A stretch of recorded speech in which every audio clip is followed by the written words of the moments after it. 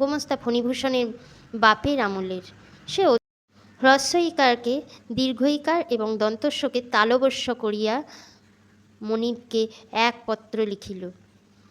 ভালো বাংলা লিখিল না, কিন্তু স্ত্রীকে অযথা প্রশ্রয় দেওয়া যে পুরুষোচিত নহে এই কথাটা ঠিক মতোই প্রকাশ করিল। এবারে 3 দশক পরে যথোপযুক্ত টাকা সংগ্রহ করিয়া ফণিভূষণ বাড়িতে আসিয়া উপস্থিত হইল। সে মনে করেছিল তার স্ত্রী হয়তো কৃতি পুরুষ দেখে, অর্থাৎ তাকে কৃতি অবস্থায় দেখার পর মণিমালিকা লজ্জাবোধ করবে। সেই প্রয়াসে সে কৃতকার্যের আনন্দ নিয়ে তার স্ত্রীর কাছে ফিরে এলো এবং তাদের শয়নাগারের দ্বারের কাছে আসিয়া উপনীত হলো।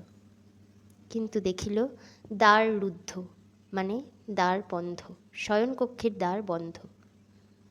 এরপর কি দেখিল? রুদ্ধ দ্বারের ওপারে কি দেখল ফণিভূষণ? কি ঘটেছিল রুদ্ধদ্বারের ভিতরে? জানতে হলে অবশ্যই দেখতে হবে পরবর্তী অংশ।